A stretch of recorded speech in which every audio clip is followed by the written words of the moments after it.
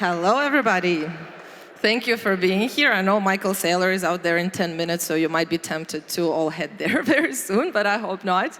I hope you'll stick around to hear what I have to say. So my name is Rita, and I am indeed exploring the future where decentralized social networks, extended reality, and innovations on top of Bitcoin are reshaping the internet and are creating the new evolutionary paths of the internet. And yeah, it's true, I also designed some stuff for BTC Prague last year and this year, so I hope you like everything you see around too. This time I would like to ask you,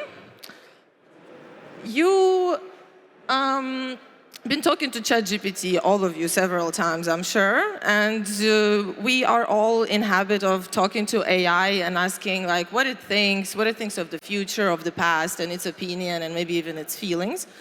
So why don't we give this persona to Bitcoin and ask Bitcoin, where would it see itself in 10 years? If it would have a choice, if it would have a voice, if it would have maybe like feelings, opinions, and all of that. So, if you could ask Bitcoin, where would it be in 10 years? What do you think it will reply? First, let's ask Bitcoin about the past. Let's ask the oldest version of the Bitcoin. Where were you in 2008, Bitcoin? If you ask it, what do you think it would reply? I think that it would reply something like this. I was just a vision born from cypherpunk roots, which it was. It was literally just 9 pages, black on white, sent to the cypherpunk mailing list by Satoshi Nakamoto. Nothing but the 9 pages of text and code. It was just the white paper, quietly published in the global financial crisis. But one thing that Bitcoin would say for itself, that I'm sure of, is I was an idea of a clever merge of existing technologies. Because all the evolution that we see right now in the technology, it's all thanks to the merge and the fusion of the technologies that came prior. If we look at the internet itself, what merged together to create the layer 0 of the internet? So stuff like first networks like ARPANET, for example. So this was just the network of universities exchanging their knowledge and science data between one another. Then there was email with SMTP protocol and domain name systems and packet switching telecommunications. So all of that came together to create the internet that we could call maybe Web 0, because that is not even the internet itself. That's just like the protocol that would have a lot of other things built on top of it. So the other things that were later built on top of it included the HTTP protocols, the search engines, web browsers, CSS, and everything else that gave us the World Wide Web as we know it, which we can call Web 1. All of this is an idea of clever merge of existing tech, which led us from Web 0 to Web 1. So Web 0 had already the stuff like client-server models and DNS and email and first networks and all of that. And to go to the next evolutionary stage, a lot of technologies were merged, like web browsers, hypertext, search engines, and even e-commerce in its first Web 1 style. And in the same idea of the merge of tech, we are now going from Web 1 to Web 2. No, not now going. We were then going from Web 1 to Web 2 with a lot of added web apps, for example, and CMS, and cloud data storage, and mobile responsive design with HTMLs and upgrade and CSS upgrade. We got a lot of social networks and platforms, like all the Facebook, Twitter, all that stuff. It all came to Web 2 and introduced also proper digital payment integration and everything. So this is how the logic goes of the web evolution. With the Bitcoin, it was kind of the same thing. So which technologies have merged to create Bitcoin? It's not just about technologies, though. It is also about the ideals and philosophy and all the other ideas around the technologies that make that happen. So without the open source tech, Bitcoin would have never existed. Without proof of work, that came way before that, Bitcoin could have never existed. Without the game theory and Austrian economy and like the whole idea of the separation between money and state, Bitcoin also would have never existed. So Satoshi was aware of all of these things, all of these existing technologies back then at the emergence from Web 1 to Web 2 to create something as crazy as we're using now and something as revolutionary. So then let's ask Bitcoin, where did it go next? So who were you in the periods after you were born, let's say between 2009 and 2015? So I think Bitcoin would reply something like that, like my small communities lived only on forums, which was true. There was not much Twitter, Facebook stuff going on or anything talking about Bitcoin over there. I was a volatile, experimental new network worth from pennies to only $100. Yeah. I was called fake money, a toy, a pyramid scheme, a scam, and whatever. People did not believe in me, but I was staying strong. I was forked countless times, and I inspired a bunch of altcoins, copycats, experiments, and all of that, which in the end inspired the ICO craze that followed with all the shitcoins created after the Bitcoin. The key thing here is I was evolving into something more. I think Bitcoin, if it was an entity, like a digital entity like AI, it would be like, yeah, I'm evolving into something more. And all of these years it was. Even with Taproot and SegWit and OP_RETURN and everything, all of those changes made in the Bitcoin core and in the Bitcoin code, they all let us explore the possibilities of Bitcoin and what other things Bitcoin can be other than just money. So I was evolving into something more. So this something more was actually the backbone to Web3. I know we all Bitcoiners hate the word Web3 because it's like all the shitcoin stuff, and it's Gavin Wood who coined the word Web3 in 2014, but like who cares who coined a word Web2, Web3, Web4, Web5? Like this is just an explanation of the evolution of the internet, and that's all. So Web3, yes, it is kind of a buzzword related to a bunch of scams, but if you take away this is just a logical stage in the evolution of the internet. So without Bitcoin, there would be no ideals of the Web3 whatsoever, because everything that Web3 is supposed to bring, all the smart contracts and decentralized protocols, layer 2s, and like with all the tokenization on it, and DeFi, and cryptographic identity and privacy, and even the decentralized search engines that we have right now. None of this would be remotely possible without Bitcoin being there. So you can hate on Web3 all you want, but I believe that Bitcoin is actually the backbone to Web3. So now let's ask Bitcoin again. Who are you now, 10 years later? So people argue a lot about me.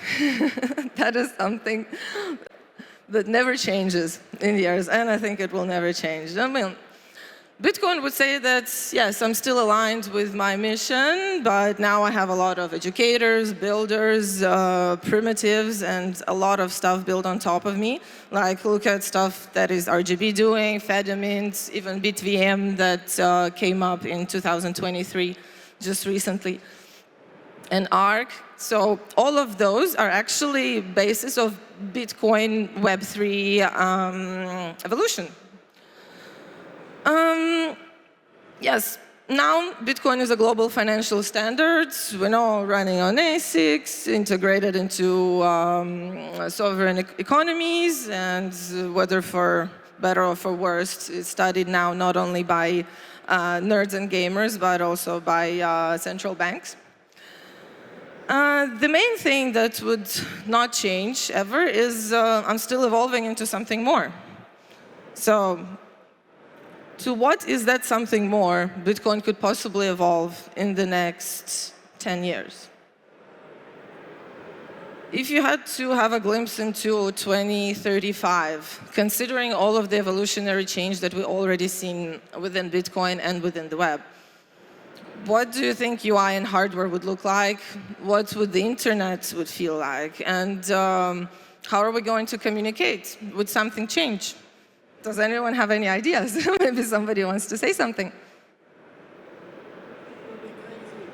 Huh? It will be crazy. Yeah, it's going to be crazy, absolutely. Yeah.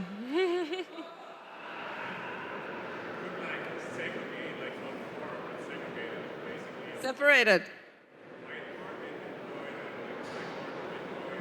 Global market with Bitcoin separated.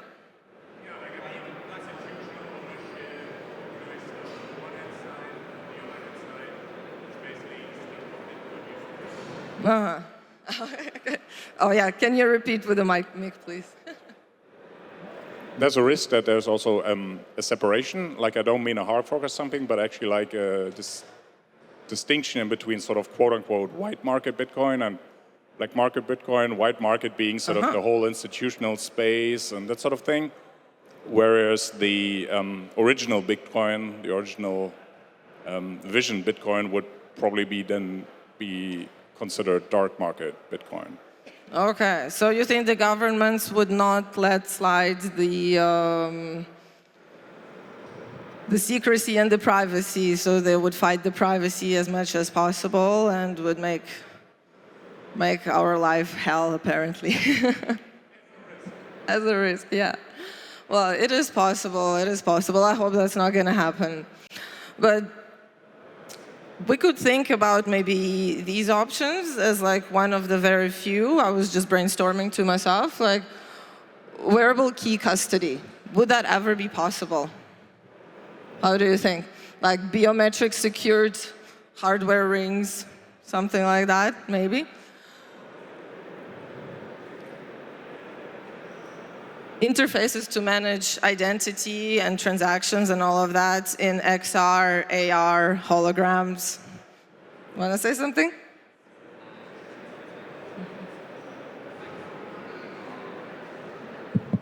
So I think in general it would be a great encryption system in a way that we would store information.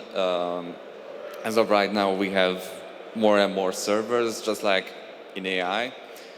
And it would be crypto, or just to annoy everybody, Web3 would be a great way to encrypt them or use peer-to-peer technology, since it's basically anonymous and peer-to-peer is a great way not to identify where information is coming from. And in a weird scenario where banks would decide to randomly update their systems, when they want to encrypt the data, crypto would be a great tool for that, in my view. It would be also a great way to communicate, since we have already great encrypted chat applications, and we have Nostr, we have Zaps, we have Lightning, indeed. We got all the things to make that happen. But since we all have one of these, why not use one of these, but with only encrypted information? And companies need to recognize these as not a way to steal information and data and monetize it, but instead to the hardware is still controlled by tech giants. Everybody's own device instead, like you have your own car, you have your own house instead. Got it, yeah, makes sense. Thank you. So yeah, this is one of the paths of the future. Also in 10 years, I think we will be far into like holograms, XR and all that stuff. And neurohaptic interfaces. So maybe we're going to have already the hardware wallets that would open simultaneously with like 3, 4 of our characteristics, for example, like facial scan, eye scan, finger, and then voice. So without all these 4 or 3 elements, you wouldn't be able to send a transaction or like unlock your hardware wallet. We're not there exactly yet, but this is some kind of merge of these technologies that already exist that I think could totally get into the Bitcoin hardware. So communication and value exchange. So I hope that interoperability will be unlocked between decentralized social networks like Nostr and Blue Sky, because right now Blue Sky can communicate with, like Blue Sky servers can communicate with Mastodon servers through their federation network. But Nostr relays do not really connect well with, neither with each other, nor don't they connect with the Blue Sky Mastodon servers. So the future of decentralized social media would be laying into having one unified system where all the servers and all the relays would kind of talk to each other and share the information, yet somehow having the clients which children also can use, which of course censor the bad shit that we don't want our children to explore on the internet. Yeah, stuff like Lightning, Fedimint, Arc, RGB, BitVM, I think that those kind of inventions would be powering everything from like casual apps to like complex on-chain smart contracts or anything that's needed. And yeah, and the real-world value would be also exchanged from through programmable contracts and even offline mesh payments, because the future of the internet cannot rely only on the online stuff. This is also what we know from the developments of Machankura that is doing Bitcoin sending, I think, through SMS, and like all the other projects that are doing offline Bitcoin payments possible. So, still evolving into something more, hey? So, Web 3 to Web 4, how do you think that evolution could reflect on Bitcoin? Could Bitcoin become the backbone for Web 4 as well? If we have stuff like extended reality environments, if we have time, memory, and mood inserted in the internet, which will become basically like a 4D internet. So will Bitcoin be there, or will Bitcoin be just the background money and will have no relation to the next evolution of the web? If I would ask Bitcoin, let's see what it would reply in one version. So, one version of the future, which is a great future, and I'm not saying there's anything wrong with it, and I actually do believe that it's possible. Bitcoin would love to be accepted everywhere. Bitcoin would love to stay unstoppable and censorship resistant, and probably would be the only digital money that still works in 10 years. That is quite a possibility. But am I really only the money and nothing else at all? So am I really the backbone of the Web 3 and then Web 4? Or am I just the safe money? If I were Bitcoin, I would like to evolve into something more, which I was logically pointing out in my previous slide. So if I were Bitcoin, I would reply maybe like this, yes, just I would have bravely embraced all the new DeFi functionalities, because we don't know what new DeFi functionalities would come again would come more in the next 10 years. So there will be more. And Bitcoin can already cover almost all of them. So I would be integrated with identity, social media, extended reality experiences, powering the new era of decentralized apps. If I were Bitcoin, I would love to be there in 10 years. I would love to take the lead over Ethereum, Solana, Polygon, and all of the other stuff, because I'm better than them. I'm the backbone of this Web 3 and Web 4. I can do better. I can do safer. So, and yeah, and I'm the top player in the evolution of the web. This is how I want to see myself if I would be speaking of for the Bitcoin. So, take part in the future of Bitcoin and Thank you for the presentation. In this website, xrnet.io, I just put a quick manifesto on how I see the future of the internet. It's just the version 1, so I will be updating it furthermore. Welcome to participate. Leave me your contacts, get in touch with me, and let's talk about the future of the internet. Thank you.